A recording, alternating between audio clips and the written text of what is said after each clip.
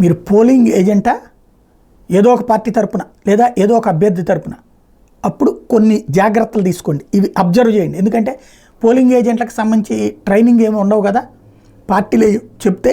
But ముఖ్యమైన points, polling agents ఉదయం 5:30 కల్లా పోలింగ్ స్టేషన్కి చేరుకోవాలి. మాక్ పోల్ 5:30కి స్టార్ట్ అవుతుంది. మాక్ పోల్ చేయాలంటే మినిమం 2 ఏజెంట్లు ఉండాలి. ఏజెంట్ రాని పక్షంలో 15 నిమిషాలు వెయిట్ చేస్తారు. అప్పటికి కూడా ఏజెంట్లు రాకపోతే పోలింగ్ సిబ్బంది మాక్ పోల్ చేసేస్తారు. నెంబర్ 2, మాక్ పోలింగ్ జాగ్రత్తగా చూసుకోండి. ఏ గుర్తుకి ఎన్ని ఓట్లు వేశారో నోట్ చేసుకుని కౌంటింగ్లో కరెక్ట్గా వచ్చాయో లేదో చూసుకోండి. మాక్ పోలింగ్ అయ్యాక క్లియర్ బటన్ నొక్కారా లేదో చూడండి. ఓట్లు క్లియర్ చేశాక సీల్ వేయాలి. అప్పుడు క్లియర్ కౌంట్ బటన్లు పనిచేయకుండా మొదటి సీల్ వేస్తారు. వీవీప్యాట్లను కూడా జాగ్రత్తగా చూడండి. ఈవీఎంల దగ్గరికి పోలింగ్ సిబ్బంది కానీ ఏజెంట్లు కానీ ఎట్టి పరిస్థితుల్లో వెళ్ళకూడదు. ఓటు వేయలేని వాళ్ళు సహాయకులు వాళ్ళే తెచ్చుకోవాలి, అంతే తప్ప పోలింగ్ సిబ్బంది సాయం చేయకూడదు. మీ దగ్గర కూడా లిస్టులు ఉంటాయి. పోలైన ఓట్లు టిక్ పెట్టుకోవాలి.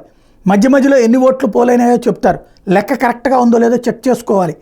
అట్లాగే పోలింగ్ అంతా అయిపోయాక క్లోజ్ బటన్ ప్రెస్ చేసి సీల్ చేస్తారు. క్లోజ్ బటన్ నొక్కారో లేదో జాగ్రత్తగా చూడండి. లాస్ట్కి వేసే సీల్ మీద నెంబర్ ఉంటుంది, ఆ నెంబర్ నోట్ చేసుకోవాలి. ఆ సీల్ మీద పోలింగ్ ఆఫీసర్తో పాటు ఏజెంట్స్ కూడా సంతకాలు చేయాలి. ఈవీఎంలు బ్యాటరీ ఆఫ్ చేశారో లేదో చెక్ చేసుకోండి. తర్వాత ఈవీఎంలు క్లాత్ కవర్లో పెట్టి లక్కతో సీల్ వేస్తారు. ఆ సీల్ మీద ఏజెంట్ స్పెషల్గా ఏదైనా గుర్తుతో సీల్ వేయచ్చు.